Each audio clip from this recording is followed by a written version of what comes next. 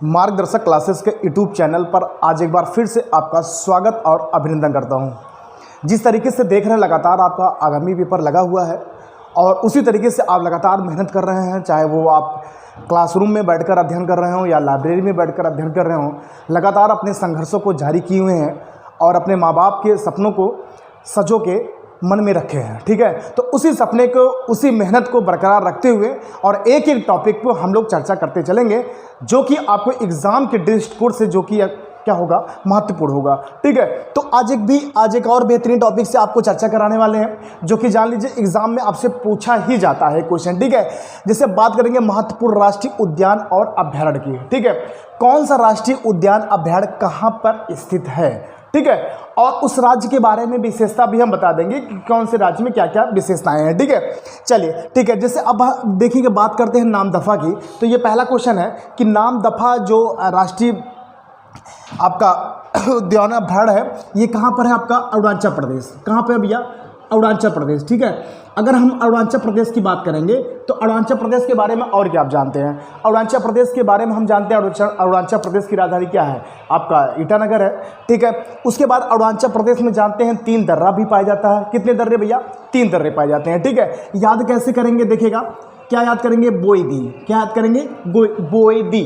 ठीक है, ये अरुणाचल प्रदेश के 3 दर्रे हैं। ठीक है, तो इसको कैसे याद करेंगे, बोईदी। ठीक है, तो अरुण नाम का एक लड़का है, क्या कहता है, गेहुआ बोईदी, है ना भैया, गेहुआ बोईदी। तो यहाँ से देखिएगा 3 दर्रे निकल के आएंगे। पहला क्या आपका हो जाएगा, बोमडीला। क्या हो जाएगा, बोमडीला हो जाएगा। दूसरा आपका हो जाएगा यांगापा हो जाएगा और तीसरा आपका हो जाएगा दिफू दर्रा। ठीक है, देखिएगा अरुणाचल प्रदेश में आपका नामदफा यहाँ पे राष्ट्रीय उद्यान हो गया और यहाँ पर आपका 3 आपके दर्रे भी हो गए। ठीक है, बोमडीला, यांगापा और आपका दिफू दर्रा।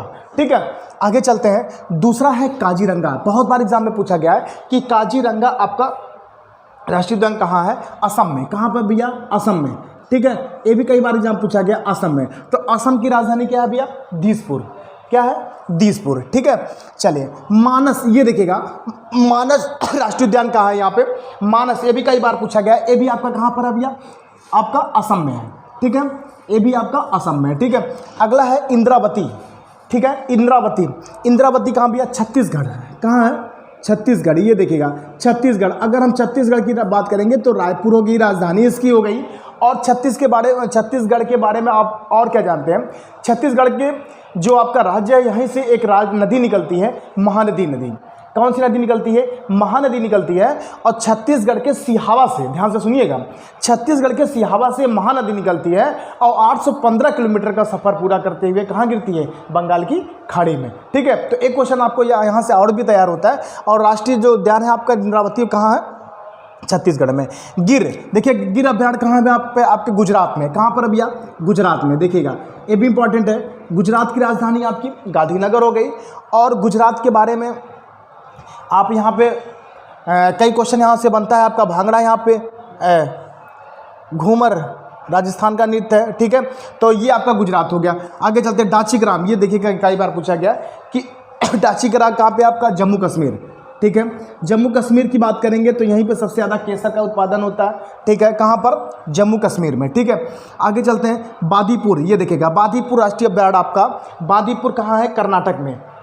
कहाँ पर है भैया, बादीपुर आपका कर्नाटक में। कई बार पूछा गया है, कर्नाटक। ठीक है, दक्षिणी भारत का ये एक राज्य है कर्नाटक। कर्नाटक राज्य से एक नदी निकलती है, वो कि आपका कावेरी नदी निकलती है कर्नाटक से। और यहीं से एक आपका बादीपुर राष्ट्रीय अभ्यारण्य भी है। बांधवगढ़, ये देखिएगा ये भी इंपॉर्टेंट है आपका। बांधवगढ़ कहाँ है भैया, मध्य प्रदेश में। ठीक है, बांधवगढ़ आपका मध्य प्रदेश में है। यहाँ पे ध्यान से सुनिएगा, ये भी इंपॉर्टेंट है। केवलादेव, ये देखिएगा ये भी इंपॉर्टेंट है। केवलादेव कहाँ, राजस्थान में। कहाँ पर भैया, राजस्थान में। ठीक है, राजस्थान की बात करते हैं तो राजस्थान से ही आपकी लूनी नदी निकलती है। लूनी नदी राजस्थान से निकलती है और ये कच्छ के रण में जाके क्या हो जाती है, विलीन हो जाती है। एक ऐसी नदी है जो कि लूनी नदी, और ये राजस्थान से निकलती है, कच्छ के रण में आपकी क्या हो जाती है, विलीन हो जाती है। ठीक है, देखिएगा अगला है सरिस्का। देखिएगा सरिस्का राष्ट्रीय उद्यान, सरिस्का कहाँ आपका भैया? राजस्थान में। कहाँ पर है? राजस्थान में। राजस्थान की बात हो गई यहाँ पे। तिलहन के उत्पादन में सबसे ज़्यादा अग्रणी राज्य आपका कौन सा है? आपका राजस्थान है। ठीक है, आगे चलते हैं। देखिएगा जिम कार्बेट, ये जिम कार्बेट कहाँ है आपका बिहार? ये तो ये आपका कहाँ है? उत्तराखंड में। ठीक है, उत्तराखंड। ठीक है, उत्तराखंड उत्तर प्रदेश से सन 2000 में अलग हुआ था। ठीक है, कई बार क्वेश्चन यहाँ से पूछा गया है कि जो जिम कार्बेट नेशनल आपके राष्ट्रीय उद्यान है ये, तो यहाँ पर उत्तराखंड में स्थित है। उत्तर प्रदेश से उत्तराखंड 2000 में अलग हुआ था और उत्तराखंड की राजकीय भाषा आपका संस्कृत है। ठीक है, और उत्तराखंड जिम कार्बेट स्थित। ठीक है, दुधवा देखिएगा, ये कई बार पूछा गया। दुधवा नेशनल पार्क आपका कहाँ पर है? उत्तर प्रदेश में। कहाँ है भैया?